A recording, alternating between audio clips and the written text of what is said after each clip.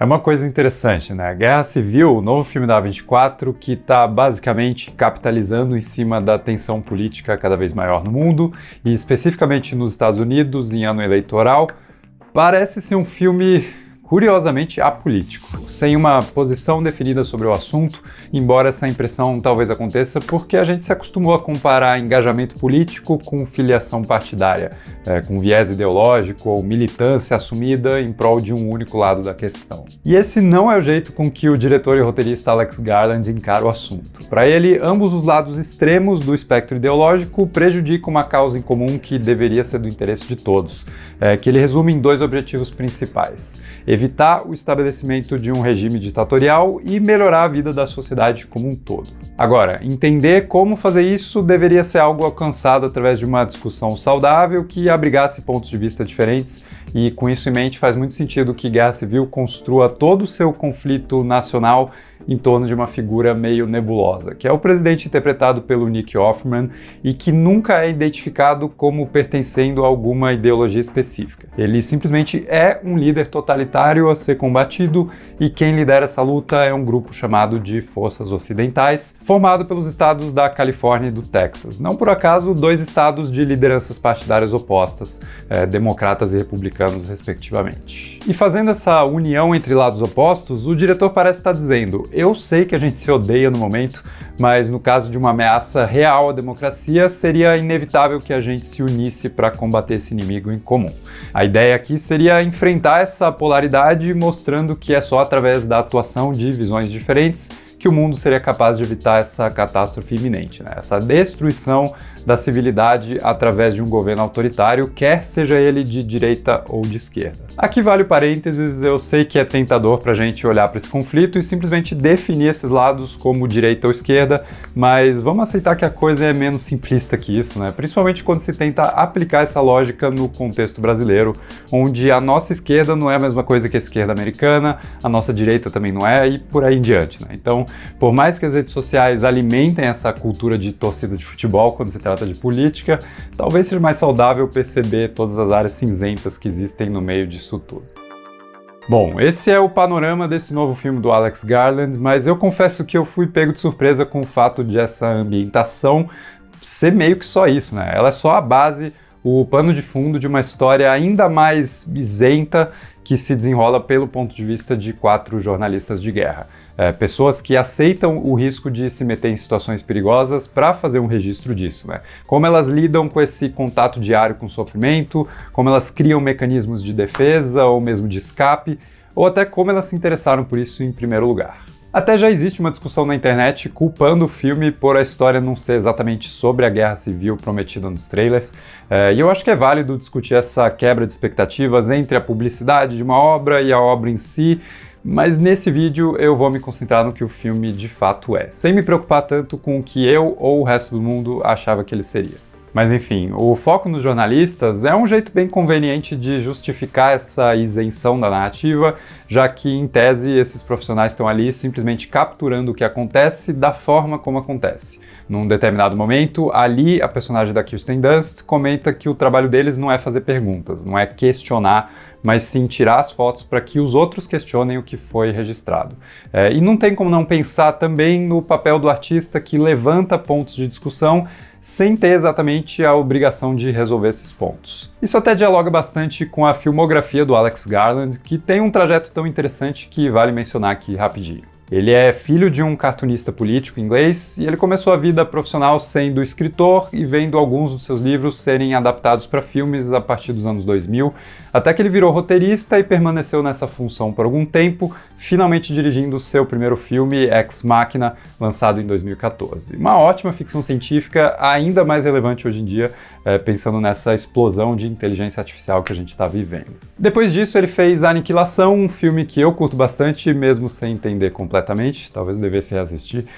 E finalmente, Man, As Faces do Medo, que eu quero comentar aqui rapidinho, porque ele dialoga, de certa forma, com algumas das percepções ao redor de Guerra Civil. Naquele filme de 2022, o Alex se preocupa muito com o subtexto, né? É um filme totalmente ancorado em imagens alegóricas voltadas para a experiência de ser mulher e se sentir constantemente ameaçada por diferentes atitudes masculinas.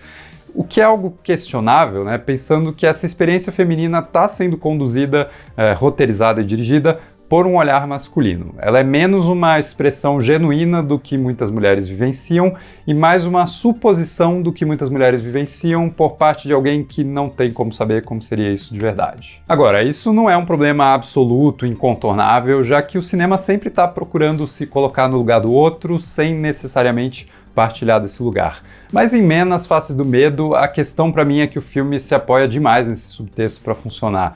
Sem ele, o resto da obra vira só uma coleção de clichês do estilo de terror elevado que a A24 vem trabalhando como diferencial de marca. E o subtexto fracassa justamente porque ele parece ser uma criação emulada, talvez simplista demais, e que não se resolve de forma alguma no final. Aquela coisa de jogar as perguntas para o espectador, Men usa isso como uma conveniência, né? E não como uma forma de provocar reflexões genuínas, na minha opinião, é claro. O filme ainda é lindo de se olhar, mas ele não alcança nenhuma conexão mais real. Em Guerra Civil, essa suposta isenção partidária parece justamente estar resolvendo esse problema. O diretor decide não transformar seu filme numa alegoria enviesada para a disputa esquerda versus direita. Ele não está procurando um subtexto que proclame os perigos de votar em candidatos republicanos ou democratas, mas sim retratar o olhar de personagens que estão na linha de frente de um confronto cuja violência pode vir de qualquer lado, né? Boa parte da tensão presente em Guerra Civil acontece pela imprevisibilidade de qualquer situação que os personagens vivenciam. No geral, o país se encontra num estado de espírito exaltado que já é suficientemente perturbador por si só. E a gente percebe esse perigo por detalhes bem interessantes, né? Por um carro que surge no retrovisor, pela demora em decidir se vale a pena ou não parar num posto de gasolina para abastecer, ou até pelo nível extremo de violência cometida entre pessoas que estudaram juntas no passado. É uma sensação muito incômoda de que a guerra rompeu o pacto social de convivência e causou uma fissura nas relações mais próximas entre as pessoas. Isso é algo que, obviamente, está presente em todo tipo de filme pós-apocalíptico, mas eu acho que o mais assustador é que Guerra Civil cria todo esse clima de sociedade em colapso sem precisar de uma ameaça externa ou sobrenatural. Não existe um vírus zumbi, uma revolução das máquinas, uma invasão alienígena. Esse país dividido e destruído é simplesmente uma consequência das animosidades que ele já tem vivido atualmente no mundo real. É até bacana como o roteiro explica coisas como a situação econômica dos Estados Unidos sem precisar dizer o país quebrou, né? Mas só de mostrar numa cena a diferença entre o valor do dólar americano em comparação com o valor do dólar canadense.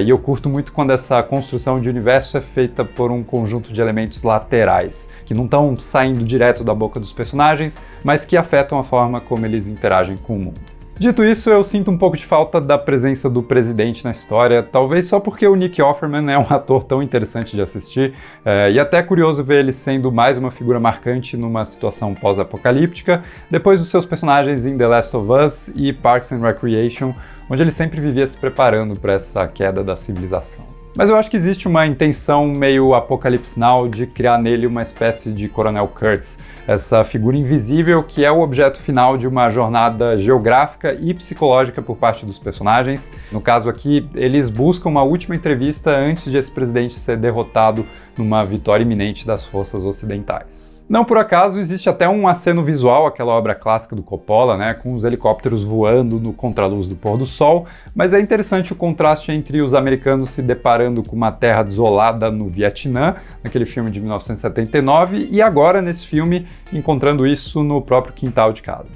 De qualquer forma, essa intenção de não tomar partido nessa questão política acaba libertando o filme para existir simplesmente enquanto um ótimo filme de gênero. Guerra Civil é um suspense de guerra que captura muito bem a experiência de se colocar na linha de frente desses confrontos tão caóticos, e isso acontece por uma decupagem que sabe ditar o ritmo da montagem e o posicionamento dos atores, ela sabe enquadrar esses jornalistas em posições de vulnerabilidade, onde eles podem a qualquer momento, né, tomar um tiro, e sabe também trabalhar o som da forma mais violenta possível, ou seja, sem estilizações hollywoodianas. Aqui os tiros e bombas são diretos, são secos e me provocaram muito mais sustos do que vários jumpscares em filmes de terror. Embora, em termos de roteiro, nem todas as sequências do filme são tão efetivas, né? Eu acho que alguns momentos dessa viagem na estrada dos personagens começam e acabam sem que algo específico aconteça, ou mesmo sem que haja uma conexão direta entre os eventos, que não seja só mostrar pra gente os diferentes tipos de perigo que estão por aí.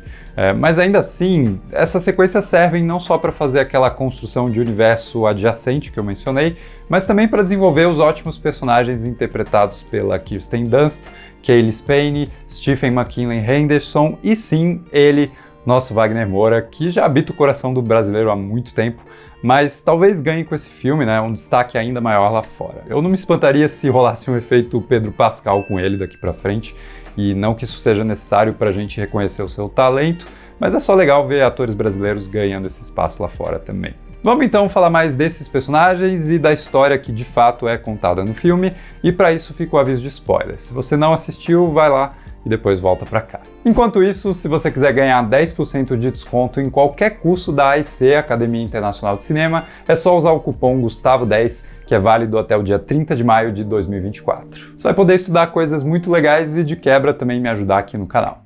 Bom, eu acho bem interessante que os 4 personagens principais em Guerra Civil representam não só lados e tipos diferentes de jornalistas, mas principalmente diferentes estágios de vida nessa profissão.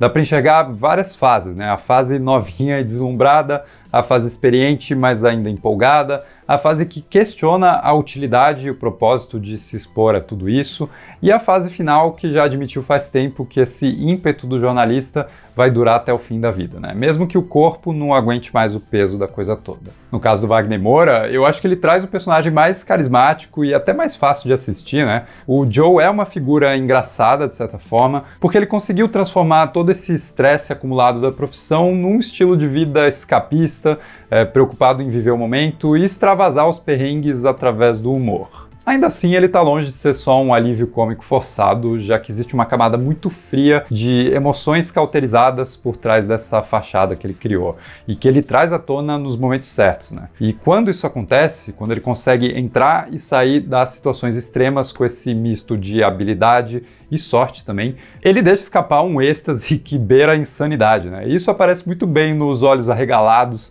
e o sorriso levemente maníaco do Wagner Moura. Por sua vez, o Stephen McKinley Henderson faz do Sammy um personagem interessante não só pela qualidade mentorial que ele traz, mas principalmente por ele ressaltar que as atitudes meio grosseiras e excludentes dos profissionais experientes acontecem não só com os mais novos, no caso da Jessie, mas também com os mais velhos, né, que deixam de ser úteis e se tornam um fardo. E o irônico é que é justamente esse fardo que salva os personagens na cena mais tensa do filme, que envolve ali o Jesse Plemons fazendo o que ele faz de melhor, que é interpretar psicopatas imprevisíveis que a gente torce para morrerem o quanto antes. Mas o destaque fica principalmente com a Kirsten Dunst e a Cailee Spaeny, que fazem da Lee e da Jessie reflexos opostos de uma mesma pessoa. E boa parte do impulso dramático da história vem das emoções bem contraditórias que surgem na Lee quando ela se depara com essa representação do seu passado numa garota que é tão motivada quanto ingênua. Ao longo do filme ela vai se irritar, se identificar, tentar instruir e finalmente aceitar a impossibilidade de mudar o entusiasmo dessa jovem e inexperiente fotógrafa. E o filme acaba também sendo sobre essa passagem do bastão, mas de um jeito que nunca deixa de questionar o quanto isso é uma coisa boa ou não. Na verdade, a passagem parece simplesmente ser algo inevitável, né? Sempre vai existir esse ciclo de interesse pela adrenalina de uma profissão tão arriscada que vai cumprir o seu propósito, mas também cobrar o seu preço no final. Nesse sentido, é bem interessante como o registro da violência que está acontecendo através da câmera dos personagens parece quebrar sutilmente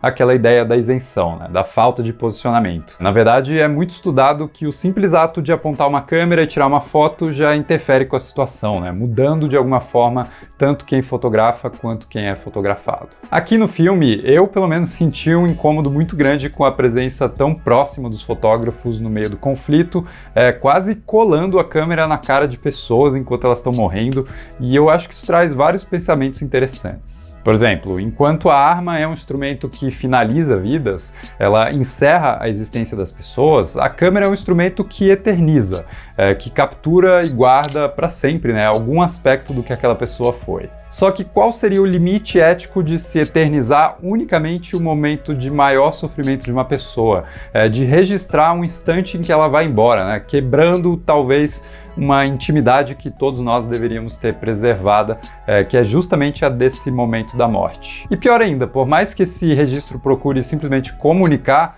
com transparência o que está acontecendo, o quanto isso não vai também se tornar depois uma ferramenta de propaganda, né, de alistamento ideológico e por aí em diante. O Alex Garland insere essas questões em Guerra Civil, de novo, sem muito discurso didático, verbalizado, né? Mas a ideia está presente na forma como os olhos da Jessie vão brilhando cada vez mais, enquanto ela se acostuma com a adrenalina dessa profissão, ou mesmo quando ela sacrifica por alguns segundos a sua proteção no meio dos tiros para conferir se suas fotos ficaram boas mesmo, né? E, no geral, eu sinto que existe uma desumanização dos fotógrafos e dos fotografados acontecendo ao longo da narrativa. E essa desumanização até chega a reverberar em alguns diálogos pontuais do filme. Mas pro começo, a Lee tá mandando a real pra Jessie sobre a dificuldade que ela vai enfrentar, e a Jessie pergunta se ela tiraria sua foto caso ela morresse no meio do confronto. Em outras palavras, ela quer saber o quão rápido a Lee seria capaz de transformar uma colega de trabalho em mais um registro impessoal e colateral da violência. E ela não responde nada na hora, mas essa dúvida vai permanecer com a gente até o final, quando eles invadem Washington na ofensiva que vai derrubar o presidente, e ali acaba se sacrificando para salvar a Jessie de uma atitude inconsequente, e mesmo assim o que a Jessie faz é apontar a câmera e registrar a morte da Lee. Esse momento consolida a trajetória inevitável da Jessie em se tornar uma fotógrafa tão prestigiada quanto torturada pelos registros que ela vai fazer, mas por enquanto ela ainda não sente o peso disso tudo e segue em frente para conseguir a foto principal, que é a do presidente derrotado, né? Mas é interessante que o plano permaneça no corpo caído dali, mesmo quando o Joe passa por ela também, sem pensar duas vezes, e assim o filme permite justamente esse questionamento da desumanização que acontece com todo mundo envolvido nisso. O final que se segue é curto e grosso. O Joe impede os soldados de executarem imediatamente o presidente só para conseguir algumas palavras finais dele, alguma citação que ele possa publicar depois, e o presidente simplesmente implora: não deixe que eles me matem, e só isso já é suficiente para o Joe. Essas últimas palavras resumem, como a gente ouve num diálogo anterior, o quão patéticos e nada impressionantes podem ser esses grandes inimigos da democracia. E ao mesmo tempo em que é curioso ver um jornalista trocar uma entrevista maior por uma simples frase, num reflexo de como o mundo atual tem reduzido pessoas a tweets, a posts e comentários simplistas, no caso desse presidente não fica muita dúvida de que essa entrevista não seria exatamente profunda. Voltando lá para o Coronel Kurtz de Apocalypse Now, essa é mais uma subversão que acontece, né? Quando, ao invés de a gente encontrar alguém como a figura intimidante e complexa do Marlon Brando, o presidente deposto é simplesmente um covarde, né? E o encontro se torna até meio anticlimático, mas talvez até mais parecido com a realidade de líderes políticos assim hoje em dia. Bom, para concluir, dá para entender quem se incomoda com a ausência de algum tipo de posicionamento mais decisivo sobre o assunto, talvez relacionando de forma mais direta os eventos do filme aos eventos políticos da vida real, ou mesmo desenvolvendo melhor o pensamento de cada lado. Pensando nisso, vilanizar um presidente apartidário enquanto une justamente os dois opostos políticos que têm gerado essa divisão social pode ser encarado como uma saída fácil, que também ignora o quanto essa polaridade nem sempre é tão balanceada igualmente assim, né? Às vezes um determinado lado realmente está mais extremo que o outro, enfim. Mas eu acho interessante que o Alex Garland se contente com essa experiência mais frontal, que pode não tomar partido especificamente sobre esses lados ideológicos da política americana ou mundial, mas que não se esquiva de discussões maiores acerca do registro jornalístico, da situação de pessoas envolvidas diretamente com o conflito, ou mesmo uma entrega mais desprendida ao cinema de gênero, que honestamente pode ser suficiente por si mesmo. Nem todo filme que se aproveita dos assuntos do momento precisa virar um manifesto panfletário apoiando o lado A ou lado B, e por mais que eu não defenda enquanto cidadão, né, a isenção nesse contexto político, no cinema esse tipo de abordagem menos unilateral tem o seu lugar. E no caso de Guerra Civil, eu acho que ela serve para entregar um filme muito equilibrado entre a discussão de questões generalizadas acerca do clima acirrado de uma sociedade dividida e o simples e bem feito... Fiquei até sem fôlego agora. E o simples e bem feito espetáculo de ação. Mas diz aí nos comentários o que você achou de Guerra Civil, e aqui eu vou fazer uma pequena petição que eu sempre faço, mas eu quero explicar ela um pouquinho melhor. Eu tenho feito vídeos um pouco mais longos, um pouco mais trabalhosos em termos de roteiro, de pesquisa, de edição, né? E assim, eu preciso muito do seu apoio, eu preciso muito daquele like, eu preciso da inscrição, caso você não seja inscrito. Os comentários aqui ajudam bastante o vídeo a ganhar mais visibilidade. Então fica o meu pedido aí, se você gosta desse tipo de conteúdo, se você quer ver esse conteúdo continuar sendo produzido com esse mesmo nível de qualidade, eu preciso muito desse apoio. Então se você puder ajudar, eu vou ficar muito feliz e a gente vai continuar se vendo nos próximos vídeos que vêm pela frente.